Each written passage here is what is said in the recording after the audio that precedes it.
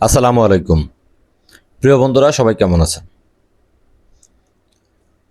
বিগত ২ বছর পর যখন কিছুদিন আগে ভারতের ভিসা ছাড়লো বাংলাদেশে, তখন সবাই তো ইন্ডিয়া যেতে চায়। কারণ যেহেতু ইন্ডিয়া আমাদের পার্শ্ববর্তী দেশ, সেখানে সবাই ভ্রমণ করতে চায়। আর সবচেয়ে বড় কথা হলো, ইন্ডিয়া যেহেতু আমাদের পার্শ্ববর্তী দেশ, সেক্ষেত্রে বাংলাদেশ থেকে ইন্ডিয়া ভ্রমণ করতে গেলে, যেহেতু ইন্ডিয়া আমাদের পার্শ্ববর্তী দেশ, সেহেতু ইন্ডিয়াতে অল্প বাজেটেই ইন্ডিয়া ভ্রমণ করা যায়। এটা অনেকেই যেমন জানে, অনেকে ইন্ডিয়াতে ব্যবসা করে, অনেকে বাংলাদেশ থেকে ইন্ডিয়াতে যায় চিকিৎসা করার জন্য। এখন ইন্ডিয়া সরকার যেহেতু ভিসা দিছে, সেহেতু ওনারা কি করছে, আগের মতো কিন্তু ভিসাটা দেয়নি। ওনারা আগে যেমন আনলিমিটেড স্লট ছিল, যে একজন আবেদন করার পরে আইবেক সেন্টারে গিয়ে যারা কাগজপত্র জমা দিছে, ঠিক ওই মুহূর্তটা যদি গ্রহণযোগ্য মনে হয়, ঠিক তাকে তারা ভিসা দিয়েছে। কিন্তু এখন বর্তমান যে সিস্টেমটা করেছে, 3 দিন 4 দিন স্লট সারে, কিন্তু স্লটগুলো সারে একেবারে সীমিত আকারে।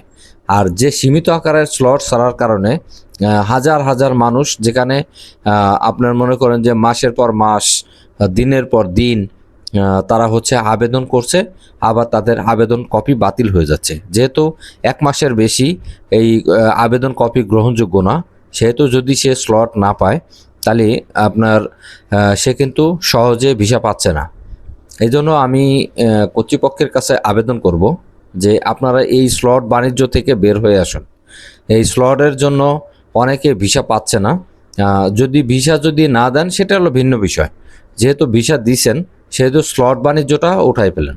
কারণ বাংলাদেশে কিছু এজেন্সি আছে, যারা হচ্ছে খুব সহজে তারা স্লটগুলো নিয়ে নেয়। আর নিয়ে নেওয়ার কারণে তারা ভোক্তাদের কাছে এই স্লটগুলো বেশি দামে বিক্রি করে। এখন আপনার যখনই স্লটগুলো বেশি দামে বিক্রি করে, ভুক্তভোগী কিন্তু সাধারণ পাবলিকই।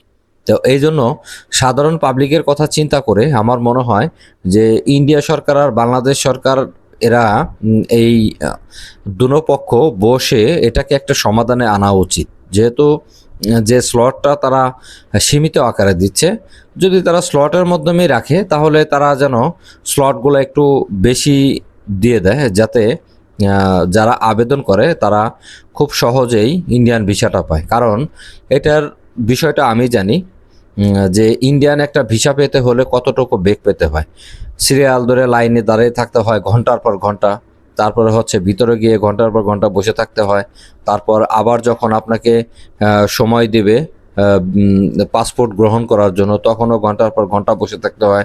এইটা একটা আসলেই কষ্টসাধ্য বলাই চলে। এই জন্য আমি বলবো, যারা বাংলাদেশের যে সমস্ত লোকজন ভারতের ভিসার সাথে জড়িত আছে, তাদেরকে অনুরোধ করব, আপনারা এই বিষয়গুলো অবশ্যই নজরে রাখবেন, যাতে বাংলাদেশ থেকে যারা ভিসা নিতে চাইবে ইন্ডিয়ার, তারা যেন আগের মতোই সহজে ভিসাগুলো পেয়ে যায়।